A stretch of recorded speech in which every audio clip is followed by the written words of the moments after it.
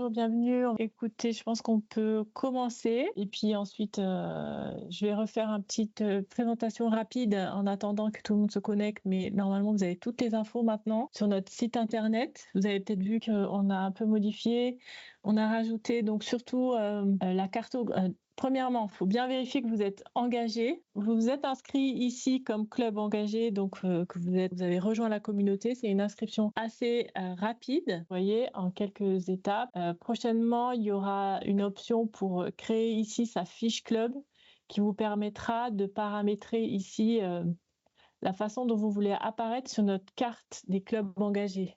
L'objectif, c'est que aujourd'hui, on vous repère. Par exemple, si je mets Salon de Provence chez moi, voilà, je vais voir qu'il y a 10 clubs déjà inscrits. Enfin, c'est pas toujours des structures clubs, ça peut être aussi des offices, voilà, ou des associations. En tout cas, aujourd'hui, il n'y a pas les coordonnées. Donc, bientôt, on va vous permettre de pouvoir ici renseigner si vous souhaitez être contacté, joignable sur cette carte. Voilà. Donc, ça c'est une option qui va arriver rapidement. L'objectif encore, deuxième chose, c'est que vous soyez en lien avec une agence France Travail. Ici, vous trouvez dans le réseau comment trouver une agence. Et si vous n'avez pas réussi à prendre contact, je vous invite à vous diriger vers le référent, la coordination régionale de l'initiative Les clubs sportifs engagés, qui est ici, vous voyez. Donc là, vous allez avoir un interlocuteur privilégié sur le dispositif qui va vous mettre en lien ensuite avec une agence si ça n'a pas été spontané. C'est-à-dire quand vous vous présentez, peut-être ils ne sont pas au courant, vous savez qu'il y a 60 000 collaborateurs à France Travail. Donc nous, notre travail, c'est de faire connaître les initiatives. Mais donc voilà, c'est important de vous mettre en lien toujours pour monter vos actions et pour créer de l'efficacité. Ici, vous avez déjà un petit aperçu de quel service, en quoi France Travail peut vous être utile, quels sont les services qui peuvent intéresser votre communauté au sein du club. Par exemple, vos jeunes, est-ce que vous connaissez un Jeune U Solution? Vous, en tant que structure, est-ce que vous connaissez les aides, les formations qui sont réservées au club structure associative sportive? Bien sûr, tous nos replays ici des webinaires. Les aides au recrutement, France Travail, ANS, voilà, on en a parlé un petit peu en première partie de cette année. Il y a pas mal de choses. Il y a aussi d'autres choses que, en fait, c'est soit en tant que structure employeuse en club sportif, peut-être vous souhaitez recruter, ou ça peut être tout simplement pour les membres de votre communauté. Voilà, il faut fouiller, il faut regarder ce qui vous intéresse et encore une fois, avoir une relation privilégiée avec une agence, c'est quand même le plus simple aussi. Et ici, c'est les actions qu'on vous propose de mener en tant que club sportif engagé. Donc la première chose, vous voyez, c'est se mettre en lien avec le réseau Pôle emploi et pourquoi pas l'afficher dans votre club, le contact d'une personne chez qui vos jeunes peuvent s'orienter. Voilà, donc ça, je vous laisserai découvrir. Aujourd'hui, on va parler de ce premier programme, le sport pour créer du lien. Et ensuite, dans les mois suivants,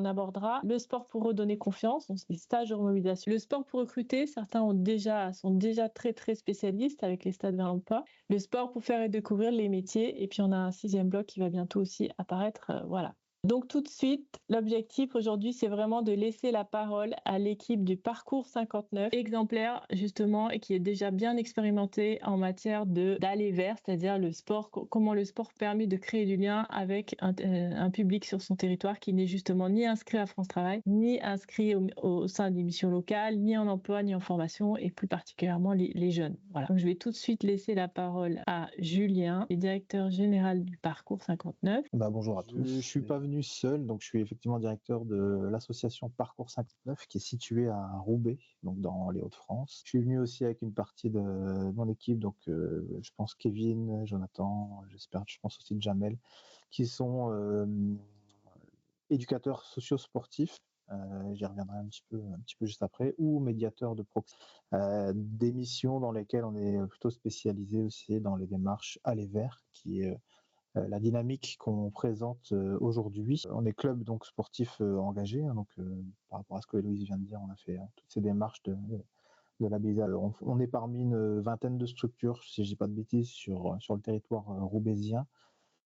Cette dynamique des clubs sportifs engagés, effectivement, au-delà de l'aspect plutôt opérationnel de lien et d'échange et de travail en co-animation autour des bénéficiaires avec les agences France Travail de Roubaix, puisque nous, on a 2 agences sur le territoire roubaisien.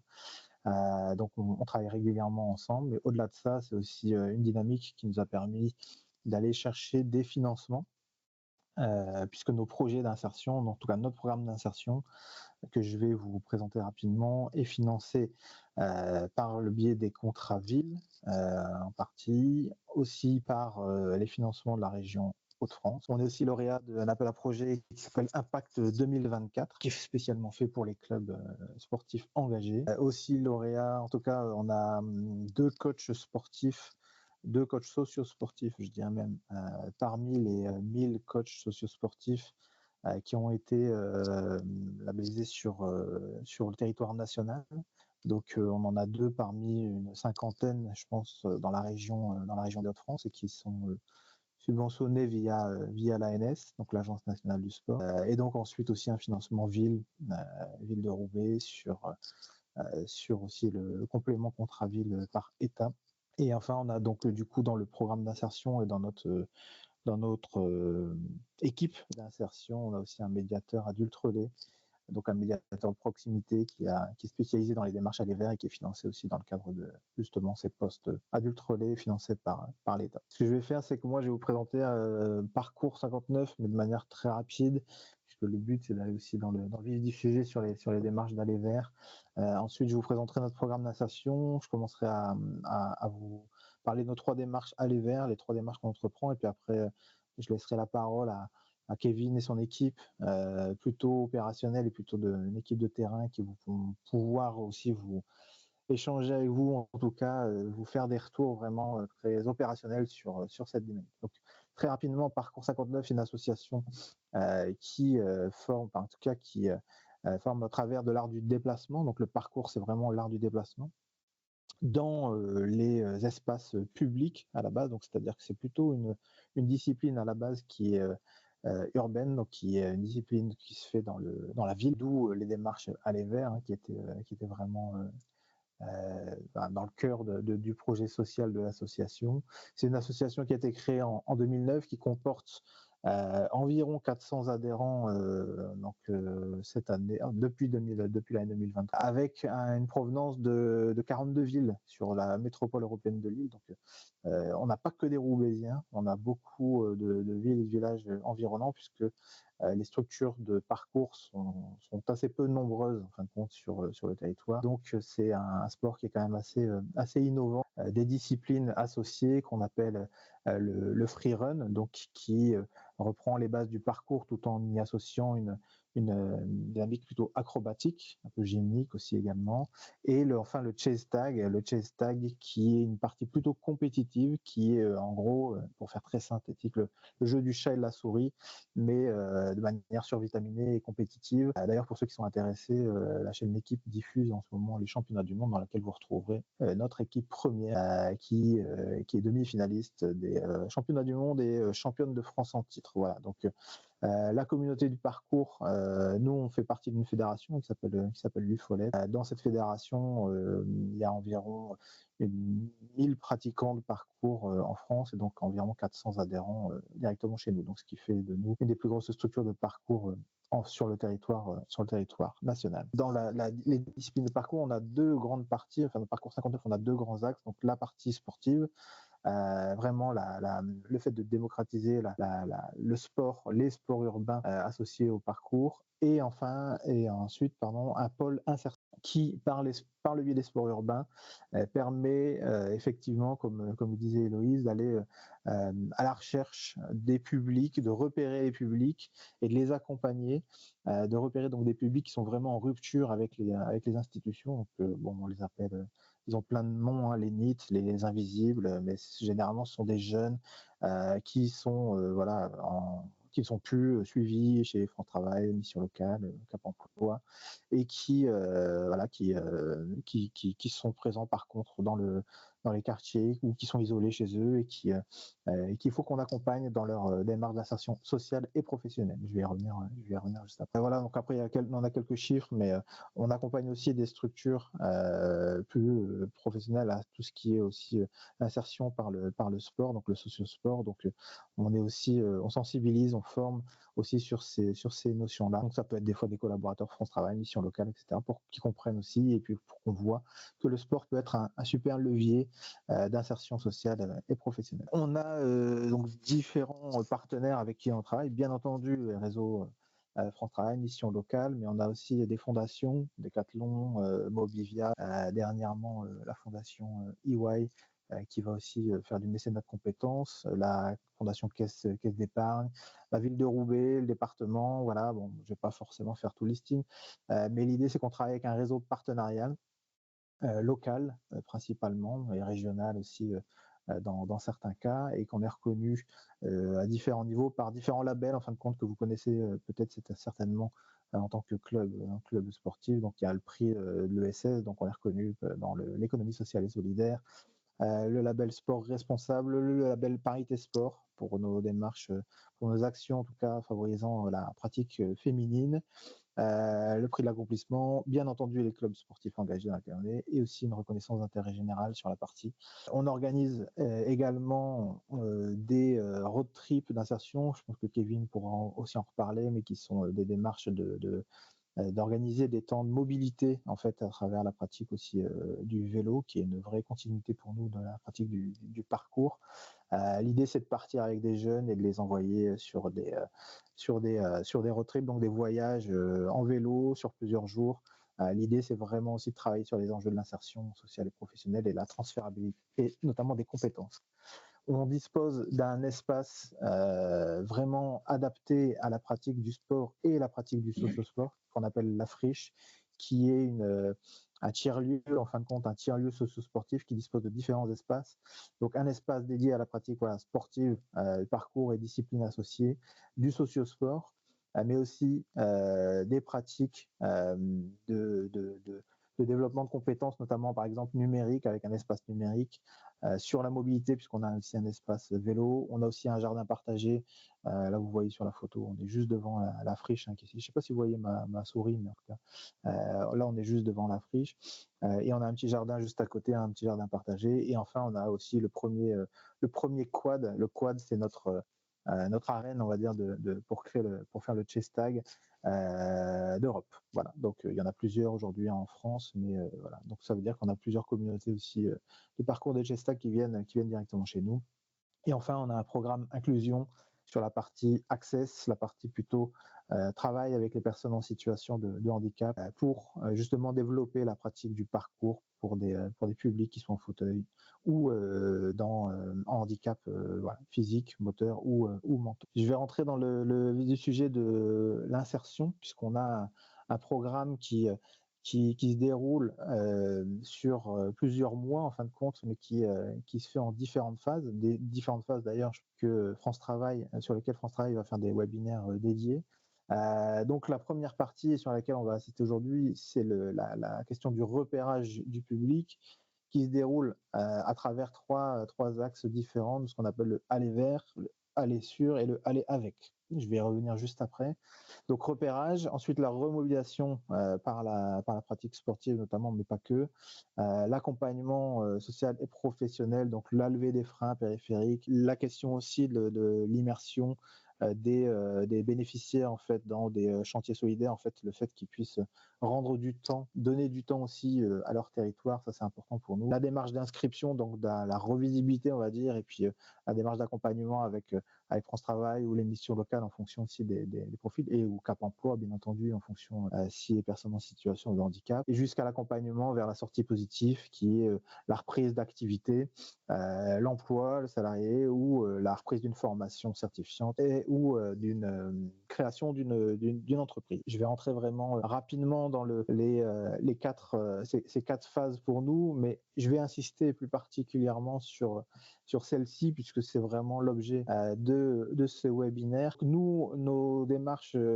aller vers, quoi, de repérage, je vais dire de manière plus globale, se divisent en trois aspects. La première, c'est le aller vers. Donc, on a plusieurs dynamiques. Alors, c'est vraiment une dynamique qu'on fait au quotidien, hein, puisque nous, on est spécialement sur les quartiers prioritaires de Roubaix. Donc, ça va de la captation en pied d'immeuble. Donc, la captation en pied d'immeuble, c'est on se pose en bas des logements HLM sur des sur des places, voilà, de l'espace public. On est aussi dans des dynamiques avec différents acteurs, ce qu'on appelle les dynamiques interbailleurs. Donc, on travaille avec les bailleurs sociaux, on travaille avec les autres acteurs du territoire pour justement aller mobiliser, repérer les publics. Alors on le fait des fois de manière par nous-mêmes, en fait, par nos propres moyens. Donc directement, tous les jours, on est dans les pieds d'immeubles sur les espaces publics, mais on peut intervenir aussi à plusieurs avec d'autres médiateurs sur le territoire. Et parfois, voilà, à plusieurs, on va aussi un petit peu plus loin et puis on est un peu plus efficace aussi pour aller chercher encore plus de monde. Ensuite, dans cette démarche à l'éveil, on a ce qu'on appelle, nous, les move-out. Donc, c'est vraiment une discipline du parcours, hein, ce qu'on appelle donc ceux qui font le parcours s'appellent des traceurs. Donc, à la base, comme je disais, c'est se retrouver dans l'espace public et puis tracer ensemble, essayer de se déplacer ensemble, d'utiliser les espaces de la ville, en fin de compte, pour apprendre aussi à se connaître, pour apprendre à connaître son environnement. Et donc l'idée, c'est de pouvoir faire chaque semaine ce que nous on appelle des move-out, donc aller dans des lieux dans la ville, alors parce que vous ne connaissez pas forcément la ville de Roubaix, mais en tout cas tout près des stations de métro, en centre-ville, tout près des lieux un peu patrimoniaux, la mairie ou autres espaces, pour se retrouver, pour tracer ensemble. Et du coup, on utilise en fait l'attractivité du sport, du parcours notamment, pour intéresser les personnes, qu'elles puissent aussi venir nous voir, échanger avec nous sur ces questions-là. Donc on mise sur le pouvoir d'attraction, en fin de compte, de cette pratique sportive pour pouvoir aller à la rencontre des publics et entamer des échanges avec eux. Je vous montrerai quelques petites photos après de tout ça pour l'illustrer. Donc l'idée, c'est aussi de pouvoir mettre en place des temps de pratique des sports urbains dans la ville, donc soit en utilisant les espaces publics, encore une fois, parfois il y a des espaces adaptés à la pratique sportive, ou alors nous on vient avec notre matériel direct, on se positionne sur des places où on sait qu'il y a il y a du squat, des fois il y a du deal, il y a des espaces souvent dits de mésusage, hein, qui sont des espaces souvent utilisés, pas forcément de la meilleure manière, mais nous on vient se réapproprier ces espaces-là. On est présent à des temps, à des moments où ces publics-là sont là aussi. Donc ça peut être, c'est rarement le matin, c'est plutôt l'après-midi, ça peut être aussi en soirée. Donc l'idée, c'est de pouvoir, encore une fois, venir se poser, mettre en place des temps autour des sports urbains et de repérer, d'entamer la discussion avec ces bénéficiaires. Ensuite, on a en tout cas une démarche particulière envers les publics en situation de handicap, ce que je vous disais tout à l'heure, hein, nous c'est l'Access Parcours. Donc l'idée, c'est de pouvoir aussi faire en sorte que nos démarches soient le plus inclusives et le plus adaptées possible. Donc dans notre pratique au quotidien, on essaie de faire attention aussi à ce type de public. Et d'ailleurs, moi j'y reviendrai juste après, il y a aussi via notre label Parité Sport, une dimension particulière sur la place de la femme dans les espaces publics.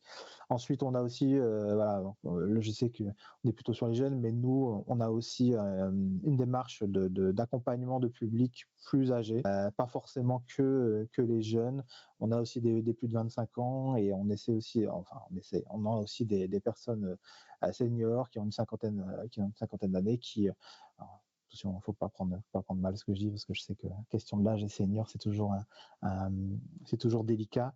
Mais voilà, donc on n'est pas limité que au public jeune, on essaie aussi d'attirer et d'accompagner des publics un peu plus âgés. Alors pour ces publics-là particulièrement, pour certains, ils ne sont pas forcément attirés par la pratique sportive, c'est de pouvoir aussi se baser sur leurs compétences, sur ce qu'ils aiment faire, pour pouvoir ensuite déployer des projets, des parcours un peu plus citoyens, un peu plus solidaires. Mais j'y reviendrai juste après avec quelques exemples concrets.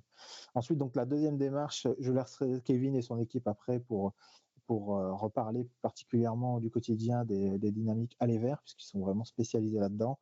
Sur la démarche Aller Sûr, c'est vraiment la question de se dire qu'il y a des publics qui sont isolés. Ça s'est vu de plus en plus avec depuis la période Covid, un public qui s'enferme, qui vit vraiment décalé, qui est présent sur les réseaux sociaux, qui est présent sur des forums, qui est présent sur des jeux. L'idée, c'est d'essayer de les ramener aussi, de les rapprocher grâce à des pratiques Aller Sûr. Donc c'est une autre dynamique Aller Vers, mais c'est plutôt virtuel, c'est plutôt être présent sur les espaces numériques, sur les réseaux sociaux, sur, comme je disais, les forums, sur les groupes des réseaux, créer une communication aussi à 360 degrés, donc des campagnes publicitaires qui puissent toucher aussi ces publics-là.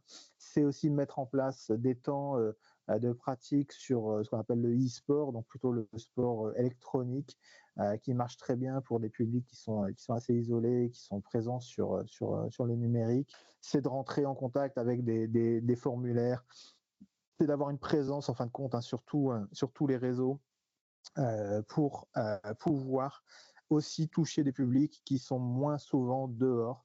Et donc, c'est une autre manière de faire du aller vers en allant sur les outils numériques. On dispose aussi quand je parlais d'un peu de stratégie de communication à 360 degrés, particulièrement, on est en train de développer une série de petites vidéos, mais qui ont pour objectif de favoriser aussi la pratique féminine, puisque les sports urbains sont plus facilement, on va dire, fréquentés par un public masculin. L'idée, c'est de pouvoir aussi mettre en lumière. D'ailleurs, je vous invite aussi à me contacter si vous avez des profils féminins qui sont dans les sports urbains et que vous souhaitez mettre en avant. Mais l'idée, c'est ça, c'est qu'elles puissent être aussi, certaines femmes, les mettre en avant par rapport à leur pratique et permettre du coup à d'autres filles, à d'autres jeunes femmes de pouvoir s'orienter aussi vers la pratique des sports urbains. La troisième dynamique, qui est aussi une dynamique aller vers, mais qui est aller donc avec les partenaires du territoire. Donc on n'est pas seul sur notre territoire. L'idée, c'est vraiment d'être tous ensemble. L'idée, c'est de pouvoir créer, d'animer, de participer à des événements qui sont organisés par la communauté de l'insertion, que ce soit les bailleurs, comme je disais tout à l'heure, que ce soit les France Travail, les services publics de l'emploi, que ce soit les partenaires associatifs, les structures qui sont spécialisées dans l'entrepreneuriat. Tout le monde, aujourd'hui, tous ces acteurs-là font des événements, des job dating, des différents événements dans les quartiers. Donc l'idée, c'est de le faire ensemble. L'idée, c'est aussi de pouvoir se baser sur un réseau partenarial, notamment un réseau partenarial, pour nous, en tout cas dans notre cas, qui est au-delà du réseau partenarial de l'insertion, qui est aussi sportif, donc de travailler avec d'autres clubs sportifs, de travailler aussi avec le monde associatif, centres sociaux ou d'autres partenaires, pour aller justement pour organiser des temps avec eux, pour faire en sorte qu'ils puissent avoir conscience aussi de nos dispositifs d'insertion. C'est-à-dire qu'il y a des structures qui sont des structures sportives qui ne sont pas forcément dans des démarches insertion. Il y a des structures qui accueillent aussi ce type de public. L'idée, c'est de pouvoir aussi, nous, faire des temps avec ces structures-là, les centres sociaux ou autres, ou alors de faire en sorte qu'ils puissent bien connaître nos dispositifs pour qu'ils puissent orienter les publics. Donc l'idée, c'est de se dire qu'on part du postulat que même si les jeunes sont en rupture, même s'ils sont dits invisibles, ils ne sont pas invisibles de tous, ils sont juste ils ne fréquentent juste pas les institutions, notamment services publics de l'emploi, mais ils fréquentent d'autres lieux. Ces autres lieux, il faut qu'on puisse aussi aller à leur rencontre et pouvoir faire en sorte qu'on nous les oriente. Alors, quand je parlais du monde associatif et du monde sportif, c'est pas les seuls. Jamel, s'il est présent, pourra aussi nous en parler. Mais l'idée, c'est aussi de se baser sur les commerçants, sur les entreprises du territoire, parce que ces jeunes fréquentent aussi ces lieux-là. Et ces lieux-là, il faut qu'ils puissent aussi nous orienter, en tout cas, ce partenariat-là pour nous orienter des jeunes et les coopter. On a aussi une forte cooptation par les pairs, donc c'est d'autres jeunes qui les orientent. En fait, souvent, il y a un effet un peu boule de neige, on va dire, que on arrive à mobiliser une personne dans le dispositif d'insertion et souvent, puisque c'est des jeunes qui parfois sont en groupe, souvent, un nous en ramène en fait, 2 ou 3 autres, c'est les copains avec qui ils traînent aussi régulièrement. Donc, on se retrouve parfois aussi avec, cet effet un petit peu de groupe, parce que, voilà, un jeune, est un peu le garde-fou que ce qu'on fait nous au sein de la structure, peut leur convenir, voilà, qu'on n'est pas là pour les fliquer, qu'on n'est pas là pour, qu'on est vraiment là pour les aider. Et donc du coup, une des meilleures d'ailleurs manières de faire, c'est aussi de fonctionner par cette cooptation par leur pair, quoi. Voilà. Et dans cette démarche, comme je disais tout à l'heure, on a ce tiers-lieu, la friche, qui est vraiment un lieu dans lequel on est entre le mix entre le aller vert et la présence sur place. Mais l'idée, c'est que ça soit un lieu de confiance, ça soit un lieu vraiment dans lequel le jeune, voilà, c'est pas l'institution, c'est vraiment ce qu'on appelle un tiers-lieu. C'est pas l'institution, c'est pas la maison, c'est pas le lieu du travail, mais c'est un tiers-lieu dans lequel on pratique, dans lequel on peut retrouver ces partenaires-là, justement, dans lequel on demande à France Travail, à la mission locale de tenir des permanences, dans lequel on demande à des partenaires d'inclusion numérique de faire des sessions justement aux jeunes à se servir des outils numériques, dans lequel voilà, tout se passe. Et donc l'idée du aller vers, c'est aussi de pouvoir à terme orienter vers ce lieu, vers ce tiers-lieu où on accueille les publics. Donc tout l'enjeu et tout l'équilibre, on va dire, c'est de pouvoir mixer entre ce qui se fait au sein du lieu et ce qui se fait aussi sur le territoire, en sachant encore une fois que, comme je disais tout à l'heure, nos équipes sont quotidiennement sur le territoire, mais l'idée, c'est aussi de pouvoir les faire venir à des sessions qui ont lieu directement au sein de notre tiers-lieu. Voilà. Je vais la faire très rapide sur les autres aspects, parce qu'en plus, je pense que Héloïse, si tu ne me dis pas de bêtises, vous avez après des webinaires spécialement dédiés en plus sur ces axes-là. Mais notre mission numéro 2, c'est la remobilisation, et notamment la remobilisation par les sports urbains. Donc, du coaching, une phase de raccrochage, une phase de transversalité, de valorisation des compétences du monde du travail. Donc, on fait des sessions de sport, mais on fait des sessions de sport à finalité insertion sociale ou professionnelle. On essaye aussi, comme je disais tout à l'heure, de travailler sur les enjeux, les actions citoyennes et solidaires. Donc, des personnes qui sont engagées dans notre programme d'insertion peuvent aussi et doivent d'ailleurs donner de leur temps, une partie de leur temps au territoire. Donc, ils vont avec nous dans les quartiers, ils vont avec nous mettre en place des événements, ils vont avec nous aider les autres, tout simplement. Je prends un exemple concret. On a une personne qui justement est allocataire du RSA, qui est DJ aussi à ses heures perdues.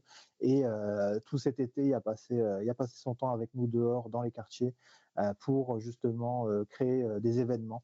Donc l'idée, c'est vraiment qu'ils puissent, à partir de leurs compétences, à partir de ce qu'ils savent faire, redonner ce temps-là, se sentir utile en fait au quotidien sur le territoire. C'est vraiment une des phases hyper importantes pour nous dans notre parcours de remobilisation. Ensuite, on a l'accompagnement global qui se fait justement avec les services publics de l'emploi. L'idée, c'est qu'on prépare la reprise d'activité. On est en train de travailler sur le projet professionnel de la personne et de pouvoir le faire vraiment en co-animation avec tout un tas d'acteurs. Bien entendu, les services publics qui sont spécialisés dans toute cette démarche. Nous, on continue à travailler aussi sur la pratique sportive et la mobilisation d'autres structures pour la levée des freins. Ça peut être sur le logement, ça peut être sur la santé, ça peut être sur la mobilité, ça peut être sur plein de choses comme ça. Donc l'idée, c'est cette phase-là pour enfin accompagner vers l'emploi. Et là, je parle d'autres missions qu'on a sur l'insertion socio-sport, donc les missions de communication, des missions de traçabilité, d'administratif, de suivi. Mais ça, je ne vais pas forcément rentrer trop dedans. Sur la partie repérage, après, je laisserai peut-être la place à Kevin d'intervenir sur le quotidien, mais je vous ai mis quelques photos qui illustrent un petit peu ce qu'on fait. Je vous ai parlé des move-out, donc le fait qu'on puisse tracer dans la rue, attirer le public, voilà. Donc là, c'est typiquement un temps qui se fait en extérieur, dans lequel nos traceurs, donc vous les voyez, c'est ceux qui font des pirouettes, voilà, font justement trace dans la vie, attirent l'attention du public jusqu'à ce que ce public-là vienne vers nous, commence à communiquer avec nous et de là se créer des échanges qui sont qui sont intéressants et qui mènent vers l'insertion aussi dans certains cas. Après, bien sûr, on a des plus jeunes et on a tout type de public, mais au moins les moonwalks sont faits pour ça. Ensuite, on a d'autres temps que je vous ai illustré, donc des temps ici au sein de notre friche sur l'insertion sur le sociosport, donc la transférabilité des compétences, travailler ensemble, communiquer, voilà, tous ces enjeux-là qui sont des enjeux hyper importants dans le monde du travail. Des temps ici, comme vous voyez sur la photo en haut à gauche, au sein d'événements qui ont lieu sur Roubaix, où donc nous on arrive, on a un stand bien entendu, mais on met aussi en place des temps de pratique socio-sportive ou des temps voilà, en extérieur, de confiance en soi, de communication, de travail avec les autres, etc. Ensuite, on a d'autres temps plutôt en pied d'immeuble qui se déroulent voilà, au quotidien. Donc là, on est vraiment en pied d'immeuble sur les places dans la ville. Donc les places, j'ai mon fils qui m'accompagne pour ma présentation.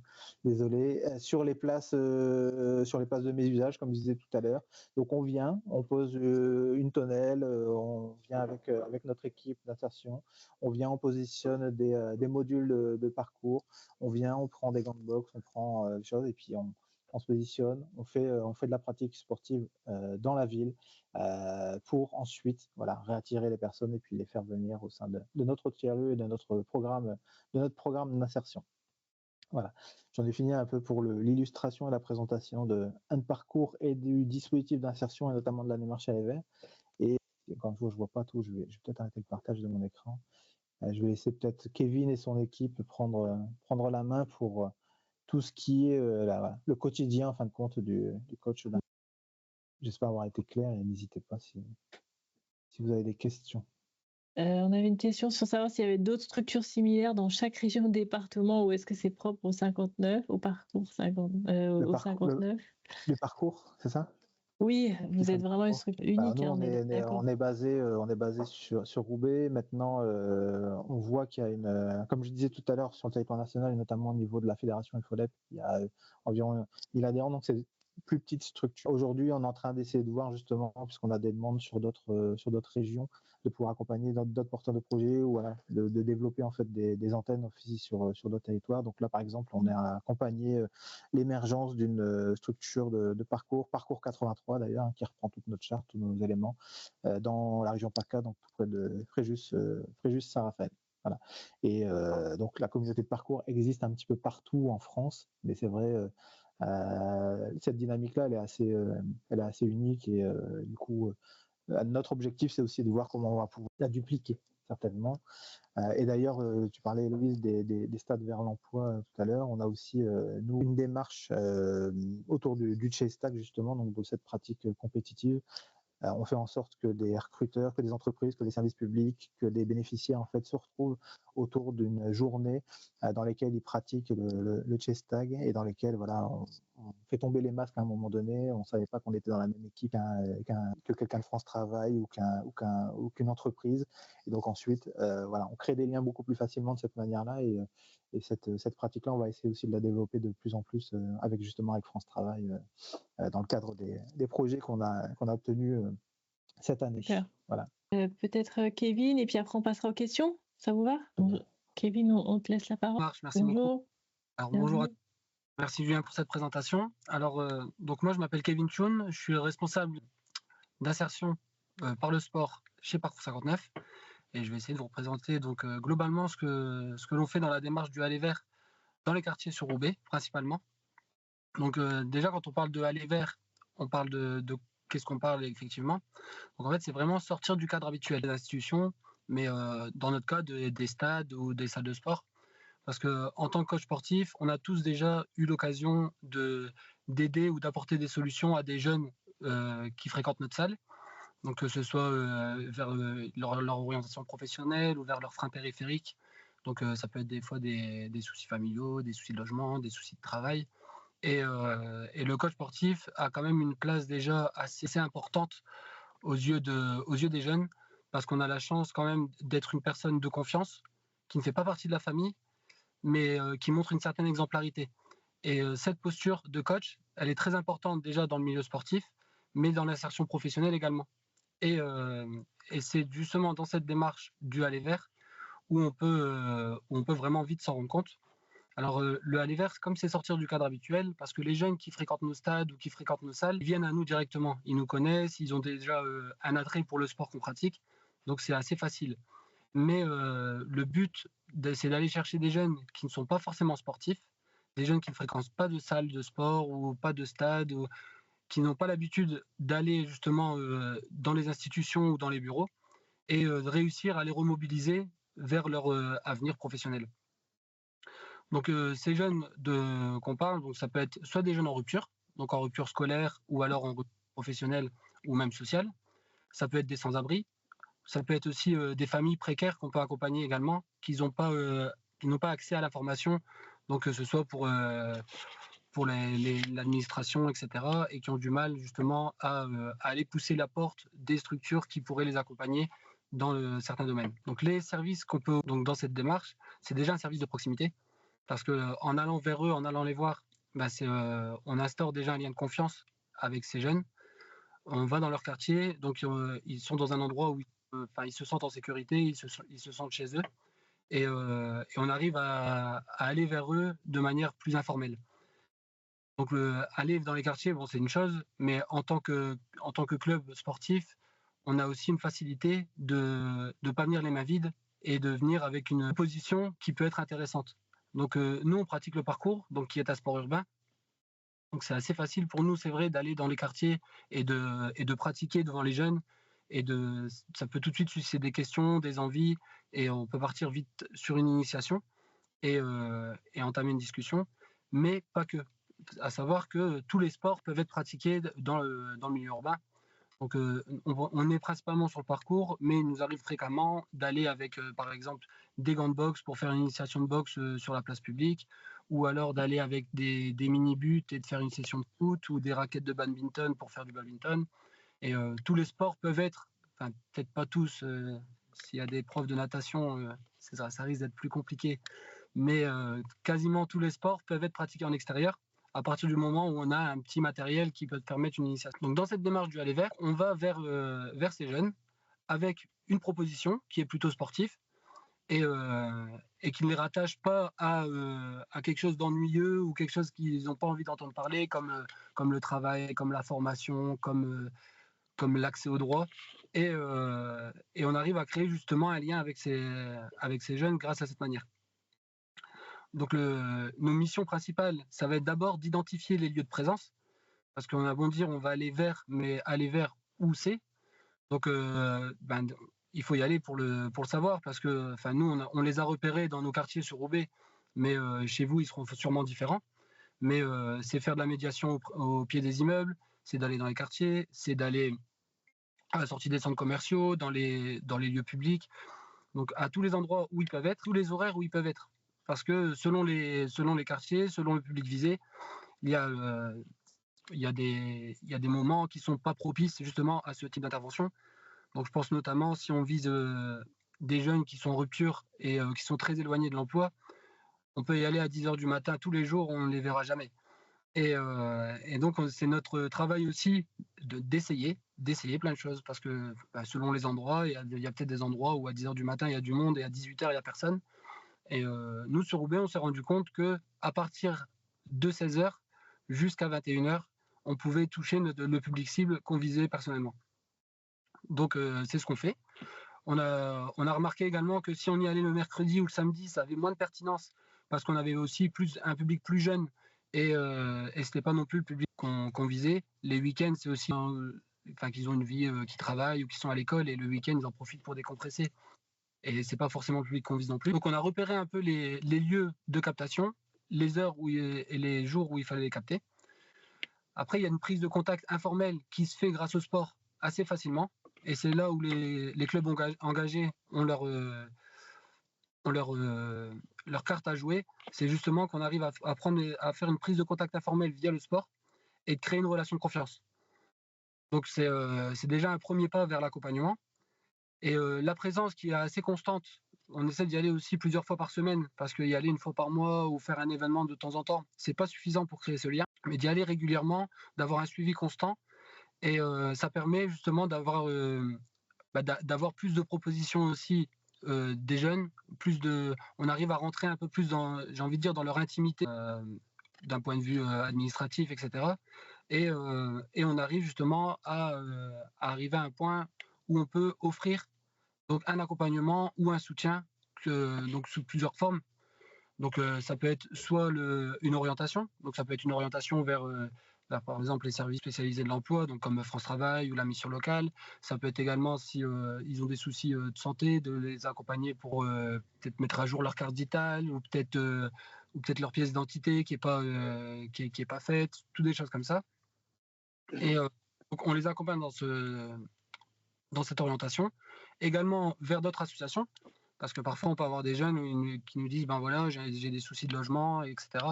Et ça fait partie des freins périphériques qu'il faut lever, parce que les freins périphériques sont importants déjà pour l'insertion sociale et aussi professionnelle, parce qu'un jeune qui dort mal, un jeune qui mange mal, qui est dans un environnement précaire, forcément sa priorité ne va pas être vraiment de se former à un emploi stable, mais ça va être vraiment de trouver de l'argent facilement.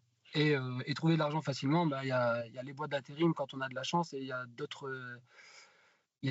moyens de se procurer de l'argent facilement, surtout dans les quartiers, et on essaye justement d'éviter qu'ils en arrivent à cette facilité en soulevant ces freins périphériques et en les aidant à trouver des solutions. Merci Kevin, merci Ouais. beaucoup. Je suis désolée, on va laisser un peu de temps pour les questions.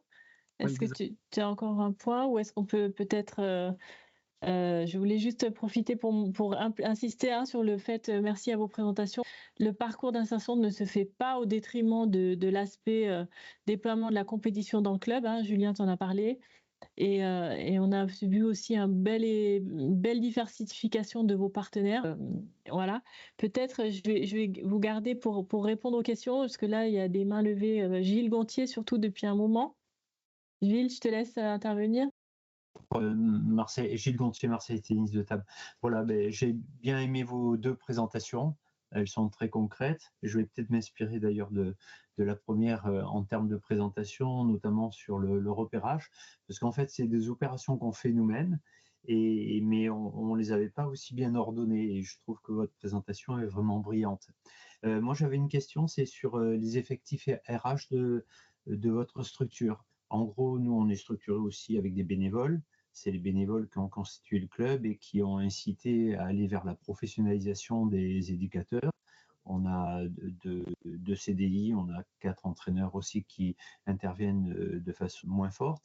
Et je voulais savoir quelle était votre structuration en termes de ressources humaines, côté bénévole et côté professionnel, parce que vous faites un très beau travail, et c'est intéressant de savoir avec quelles personnes professionnalisées ou bénévoles vous le faites. Oui, on a bien sûr des bénévoles, on est une association, donc on a aussi un conseil d'administration qui est fortement impliqué derrière, qui est assez professionnalisé aussi sur plein de dynamiques, et surtout sur ces démarches d'insertion, d'inclusion. Donc ils sont vraiment porteurs de cette dynamique d'insertion au sein de Parcours 59. Une démarche qu'on a depuis 2020 environ, donc ça fait quand même quasiment 5 ans qu'on est spécialisé aussi dans ces démarches-là. Et ensuite, au niveau des RH qu'on a en interne, donc on est aujourd'hui au niveau de Parcours, on est 10 salariés. Donc on a notamment Kevin avec son équipe, ça représente 4 salariés. Donc lui en coordinateur, 2 coachs sociosportifs, donc financés, comme je vous disais tout à l'heure, par le biais de l'ANS via les 1000 coachs sociosportifs, un médiateur adulte relais. Au-delà de ça, on a aussi des personnes qui sont là sur les fonctions support, donc tout ce qui est administratif. On a aussi une personne chargée du numérique, ou des démarches aller sur, et aussi de toute la communication 360 degrés, donc une personne spécialisée là-dedans.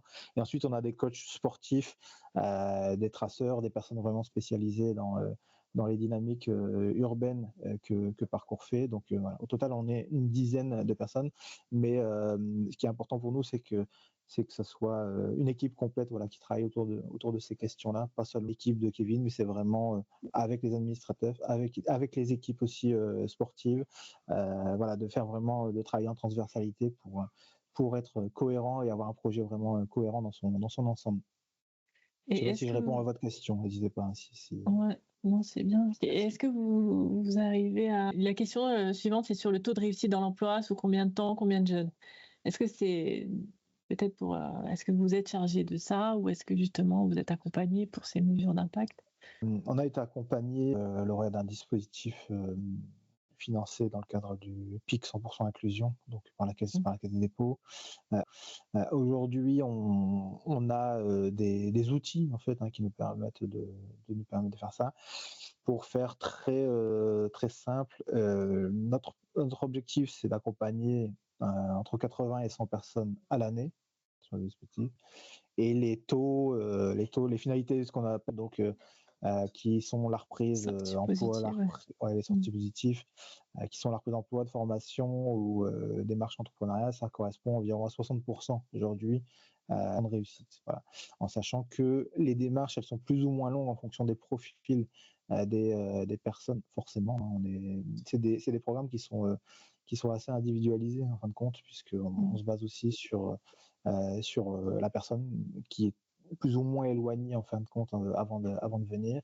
Il y en a qui vont signer un contrat engagement jeune en rupture avec France Travail ou avec la mission locale et qui du coup suivent leur parcours d'insertion tout en ayant une sorte d'indemnité qui est prise à côté.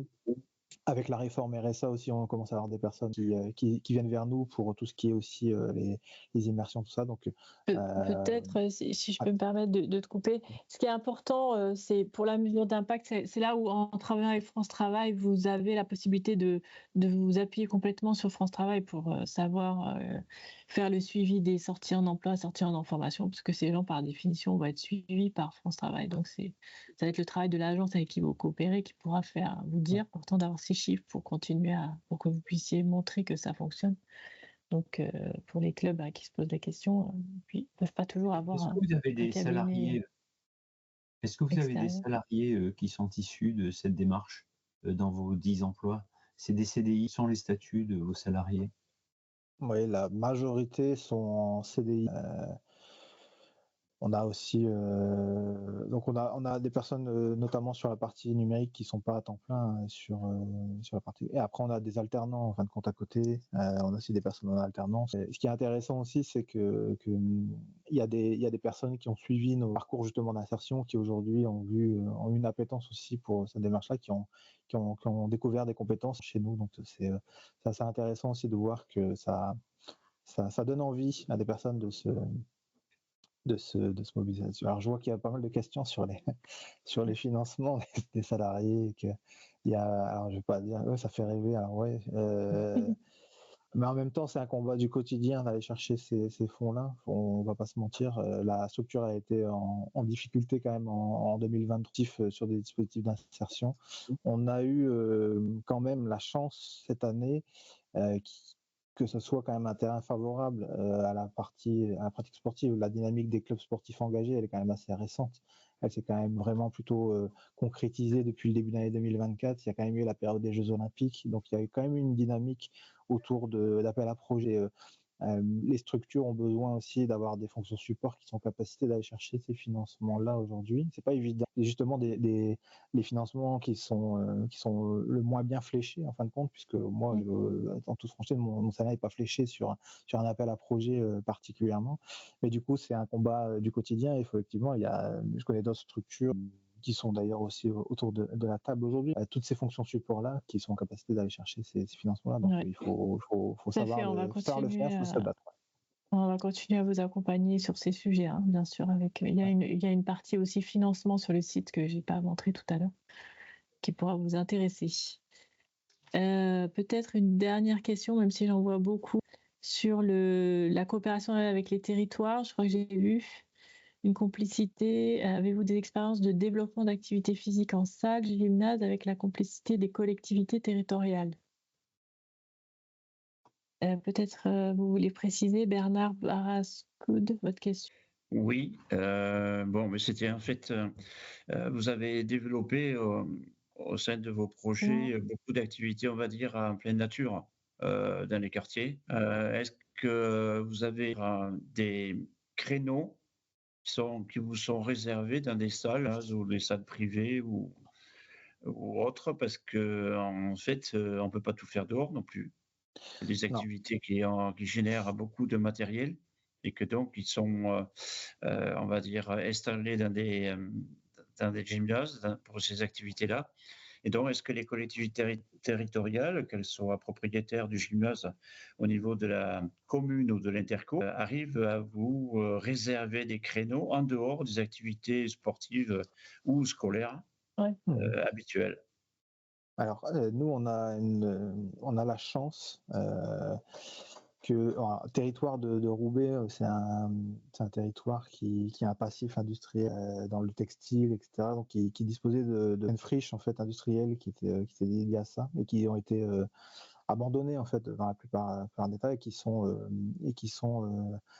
en tout cas dans notre cas qui appartiennent à la ville. Donc nous on a conventionné avec la ville en fait ce qu'on appelle un bail amphithéotique. Je ne sais pas si vous connaissez le principe, mais c'est un bail d'occupation. En fait, on est comme si on était propriétaire des locaux, on appartient quand même à la ville, mais on a un bail d'occupation pendant en fait 40 ans sur un espace. Donc on a aménagé complètement cet espace-là en fait, avec nos bénévoles, avec nos pratiquants. Donc on a nous la chance de ne pas être dépendant en fin de compte des créneaux et des disponibilités des espaces de la ville pour pouvoir mener notre action. Ce qui nous permet de le faire dehors, à l'intérieur, toute l'année en fait, et 24 heures sur 24, 7 jours sur 7. Les lieux peuvent être ouverts matin, midi, soir, le week-end, il n'y a pas de limite. Mais ça, c'est une chance effectivement qu'on a eue. Mais cette question de bail amphithéotique peut être une solution pour certains d'avoir un loyer hyper modéré et de pouvoir utiliser des espaces qui sont vacants et non utilisés. D'accord.